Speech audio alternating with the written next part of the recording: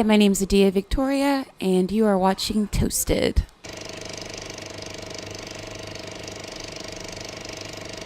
Cheers and welcome to Reykjavik. Cheers, thank you. How are you doing? Very well. On the road right now. Always. Just been to Germany. True. They were pretty cute, I read. Uber cute. Exactly. How was that? Were those gigs in Germany? They were incredible. We played to packed houses each night. We did Berlin first, and then Cologne, and then Hamburg. Was it the first time actually for you in Europe? No, not at all. I have family here. I have a half-sister who actually lives in Siegburg, which is the suburbs of Cologne.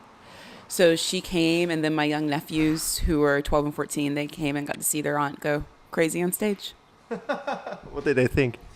I mean, they really dug it. I was really nervous. My youngest nephew, Luca, he had a stool, and he just, sat it in the crowd and was, watching me.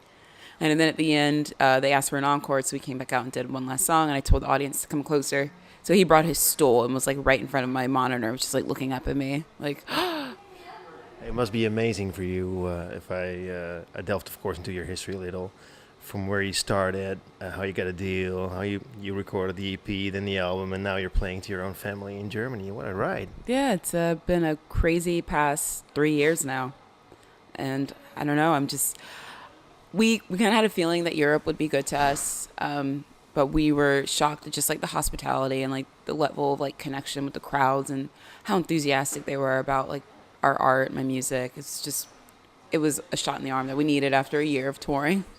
You toured especially or mainly in the States before this? Yes, we've been doing runs around the States and then a few gigs in Canada, a few festival gigs. And we did a sold-out show in London this July. It was kind of our label wanted to send us over there and just take the gauge, the temperature, and see what they would think over here. And they sold out the show. So we came back and we just wrapped on 2 weeks in Europe. That's awesome. Hey, Beyond the Bloodhounds, released in 2016. Of course, the title is special. But first, the artwork is special. Who made that picture, and how come with that concept? That picture was taken by an amazingly talented photographer. His name's Brandon Thibodeau. He's based out of Dallas, but his roots are in Louisiana. So we kind of have this Southern connection vibe going on.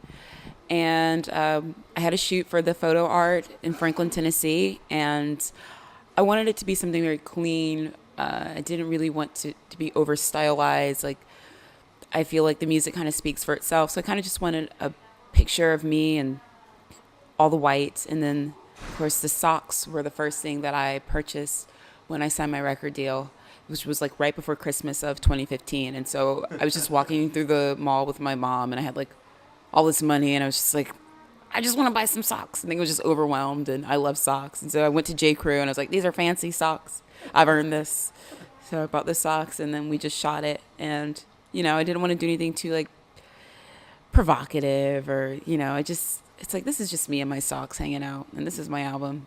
Well, it turns out pretty provocative, I think. I mean, it is a statement. Or am I looking in it too much? I mean, the socks are banging. They're great socks. Yeah, you sure advertise them. Hey, so you did the concept yourself, basically. I mean, it was your idea to do it like this. Yeah, I mean, we just I put in some music. I think I was listening to The Idler Wheel by Fiona Apple when we shot that cover shot. And I just wanted to be in my own zone, comfortable, wearing a nice big white dress, and just, in my element, and the socks. So this is what you are at home. Sometimes, yes. You moved to Nashville, right? I did. Why did you do that? I moved there 6 years ago. I was living in Atlanta before and really wasn't doing much with my life. I'd been fired from my job, and I was just learning guitar and hanging out with my cats. And my family had moved to Nashville, and my mom was like, why don't you come home and be with your family? And so that kind of spurred my relocation, and I attended college for the first time. I got my GED, and I finally decided to start building a life there. Wow. And then what did you do to build that life? I attended school. I started taking my undergrad courses. I was a French major. My plan was to move to Paris after school and teach English. I began performing out. I had a guitar, and I just went out and I was writing songs, a lot of the songs that are on this album. would just go out by myself into little bars and open nights and just play for people for the first time. That must have been scary, actually. Fuck. It wasn't scary because I knew that I wrote good songs. You know, my sister told me, she was like, I like your music, and my sister doesn't like a lot of music. She was like, you should go out. So I was like, yeah, I should. So I kind of had just this confidence about me that the songs that I was writing, people needed to hear them. And, you know, I would go out and play. My knees would shake a little bit because I wasn't used to performing in front of people in that capacity. But I very quickly became comfortable when I realized I was the best person out at open mic nights. It's true. But I mean, it's quite a step from somebody who, and I quote you here, anxiety plus depression plus poverty plus identity plus bodily issues. Yeah. My journal in my early 20s, basically, that's of course a heavy period of year for you. And then to come out shining like this, that's amazing. Well, yeah, I had all these insecurities and all of these doubts about myself as a young woman, a black woman. But the one thing I never doubted was my capacity as an artist. Ever since I was a little girl, when I was like 5 and 4, and I began singing in the choir for my church and at school programs, I knew that I had a purpose in front of people to perform. And so that was the one part of my life where I was very strangely confident and assured of myself. And so it made sense for me when I started playing out in Nashville. I was like, this is what I'm supposed to be doing. People are going to remember me when they walk away. And I know it's kind of a faux pas to say that, not be like, oh yeah, I didn't know, but I knew. I don't think it's a faux pas at all. I think, I mean, if you are convinced in any job you do, you should be secure about it. Absolutely, yeah, absolutely. And it's something that I have to hold on to now that I've gone out into the world. I'm doing this professionally, and there's a lot of people with a lot of ideas and a lot of opinions on what I should do and how I should do it. But it's just like, this is me in communion with myself. Like, that's a very sacred relationship, and the art that comes out of it is a product of that. And so, you know, I humor people. I listen to people, but at the end of the day, I do what I think is best. Are you still a religious person? No. I consider myself agnostic. I don't know what happens when we die, and I don't need to know. That's, I must say, for somebody who was brought up, well, pretty religious, you sang in church, quite a change of thinking. Well, yeah, I think that religion was one of the things that contributed to my anxiety as a child and then as an adult, because I was always being measured and I was always being watched and being told that, you know, if you're not good enough, then this God that allegedly loves you will burn you in hell for all of eternity. And it was just, it really, you know, kind of messed with the way that I view the world and my place in it. And I was like, so my only point in life is to be good enough to advance to heaven. And I had to make a conscious decision as a teenager to unlearn a lot of that, a lot of those beliefs. I mean, it's, I think for any person, a big step to take, especially if you've been brought up religiously and your parents are religious, to break with that religion. Yeah, I think my mom understood what the church was doing to her children. She saw the toll that it was taking, especially on me. I was becoming like a nervous wreck. So she pulled us out of that world. And she kind of allowed me to form my own relationship with any sense of spirituality, any sort of deity. You know, she allowed me the space, and she gave me the respect that I would go out and find my own path. And I want to be a good person, but that to me means caring about people, you know, caring about myself, taking care of the planet. You know, don't be an asshole. Like, that's kind of my religious philosophy. Don't be a jerk. I'd love to shake hands on that. Hey, Dead Eyes, 900,000 plays on Spotify, which is, of course, really nice. I didn't know that. That's really cool. Can you imagine going out to, well, more than 1 million people? I mean, I guess I just really don't think about it like that. I don't have Spotify. I've never really used it.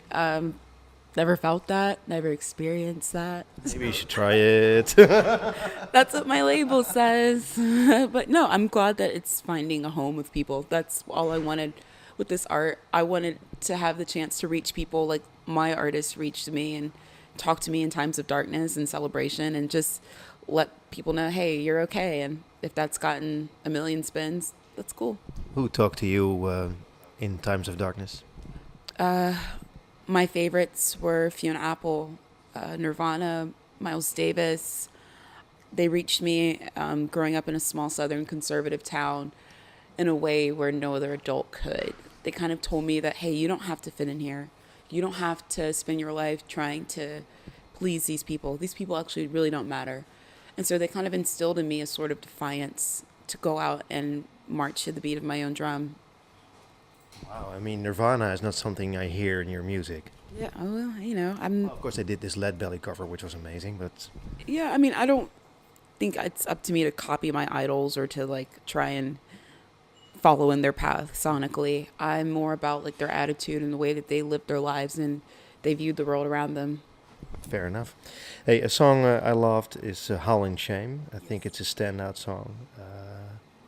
Lots of tension in it. Yes. What is it about? That song was written about my depression as a teenage girl in the South. Just feeling like I was not at home in my own skin and knowing that I was an outsider and I didn't have the courage at that point to kind of be proud of that, to revel in that, and just not being able to identify with anything around me in the world. And I don't know, just the toll that depression took on my mind as a teenager, the dark places that it sent me. And that was what it sounded like to me.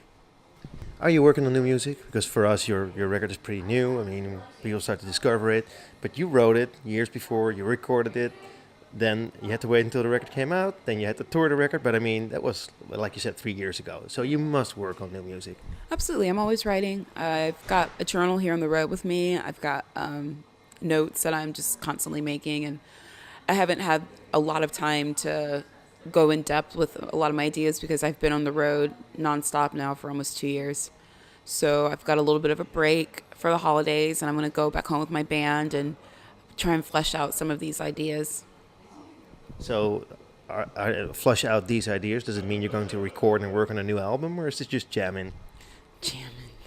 I mean, look, I'm just being an artist. I'm waiting for the time when I have something that I want to share with the world, and if it's something that lends itself to an album, yeah. And I'm writing poetry as well, and I try not to put too many expectations on my music. I know that I'm in a business and that I have to create and produce, but I don't want to be like, here's a deadline that I have to have songs for. Like, I would hate to create art in that manner, and I actually refuse to. Wise words. Hey, we're on the verge of a landslide, what do I say, a change in American politics probably with two candidates, and I don't think either of them are really popular, but something's going to happen. What are your thoughts on the future? I mean, stupid is as stupid does. America's going to be America. I mean, it's not a shock to me. I understand that we live in a country where a lot of people still hold a lot of backwards ideas. And I also understand that our political system is extremely corrupt, and this is the manifestation of that. And I think eventually, though, something's going to have to give. So what way will it give? I don't know. Are you positive about the future at least, or? I'm not positive. I'm not negative. We're human beings. We're going to be messy. We're going to make mistakes. We're going to be messy bitches who live for drama. That's just the truth. Famous last words. Hey, thanks so much for your time. Yes. Cheers. Thank you.